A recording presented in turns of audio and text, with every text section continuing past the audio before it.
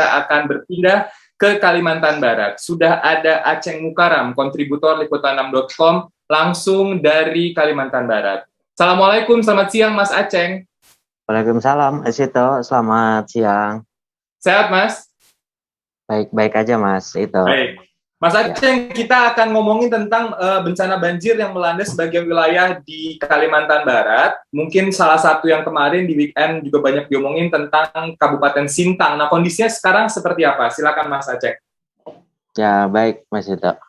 Untuk banjir di Kalimantan Barat sendiri memang terjadi keprihatinan ya di tengah pengeblok COVID-19 yang belum berakhir hingga kini, yang dimana bencana terus bertubi-tubi gitu loh.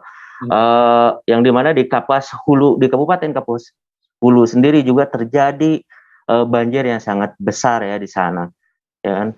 Itu terjadi di Putus Sibau, Kabupaten Kapuas Hulu, yang dimana Putus Sibau ini adalah wilayah ibu kota kabupaten dari Kapuas Hulu, yang dimana Kabupaten Kapuas Hulu adalah kabupaten konservasi. Sungguh miris memang ini menjadi catatan kita bersama, yang dimana kabupaten konservasi bisa terjadi banjir yang begitu dahsyat. Itu terjadi sejak tanggal 30 September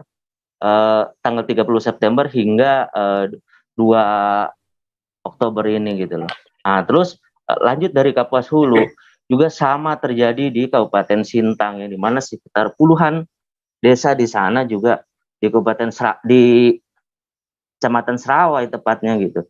Dan warga sudah mengungsi. Ya beruntung warga yang terkena dampak mereka memiliki keluarga di tempat lainnya, artinya masyarakat bisa dievakuasi ke warga-warga yang ke keluarganya begitu maksudnya. Terus di Kabupaten Melawi juga sama, ada sekitar 50 desa juga terendam di sana.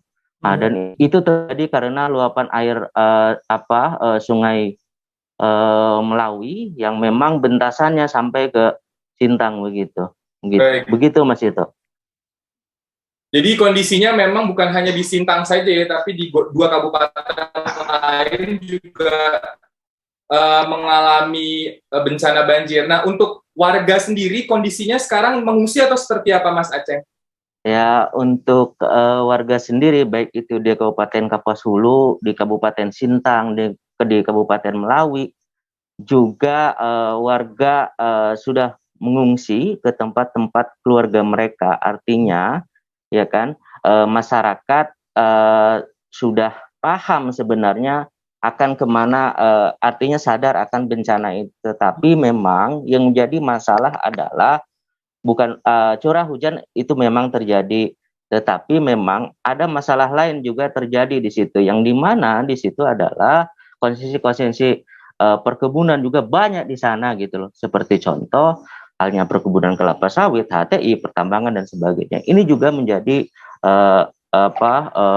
permasalahan-permasalahan yang memang harus dicatat besar-besar ini oleh pemerintah pusat maupun pemerintah daerah, yang dimana ketika terjadi masalah-masalah banjir seperti ini, yang dimana pada bulan Agustus sendiri sebenarnya sudah juga terjadi banjir. Ini baru berapa bulan, dari Agustus ke September ke Oktober, awal Oktober sudah terjadi bencana seperti ini.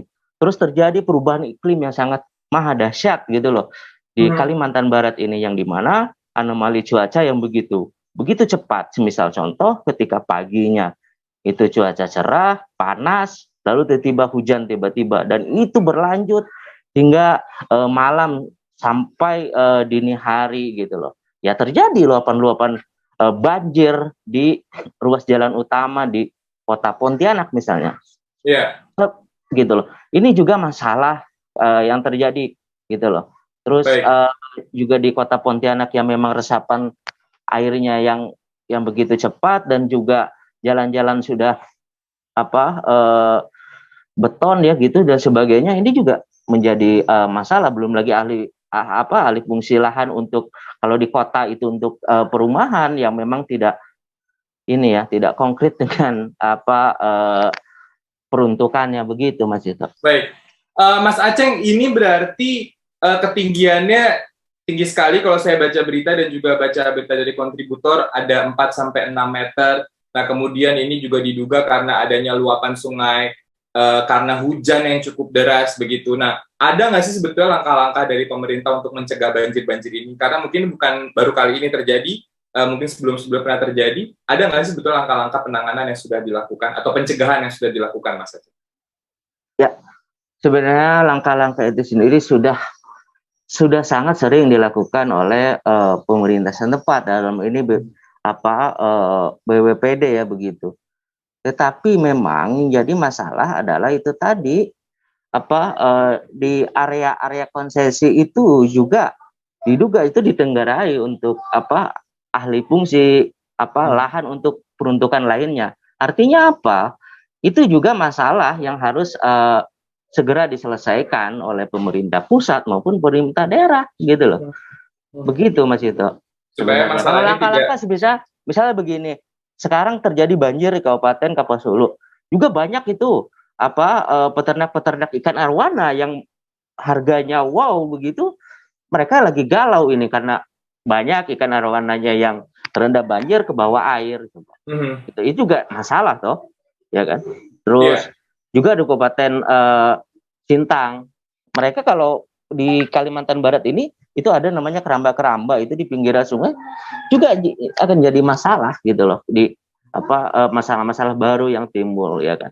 Kalau berbicara itu juga akan menjadi permasalahan baru begitu Mas Ito. Ini kalau dari footage yang kita lihat bersama-sama di layar, ini memang tingginya tinggi sekali, bahkan warga harus naik sampan atau perahu kayu gitu ya untuk menyeberang atau mengevakuasi diri. Tapi kayaknya banyak juga warga yang masih tetap tinggal di rumah untuk menjaga harta benda. Begitu nggak sih Mas Aceh? Atau memang mereka nggak mau mengungsi atau seperti apa? Ya begini. Nah, di Kalimantan Barat sendiri sebenarnya tidak hanya di Melawi, di Sintang, di Kapuasulu dan daerah-daerah lainnya, ada 14 kabupaten kota kita di Kalimantan Barat. Di Melawi sendiri, ini mohon maaf, ketika banjir ya justru itu menjadi arena bermain anak-anak gitu loh. Ya kan, padahal banjir di Melawi sendiri itu terjadi di kecamatan di ibu kota ibu kota kabupatennya ya di Melawi, di Nangapino tepatnya. Juga begitu gitu loh.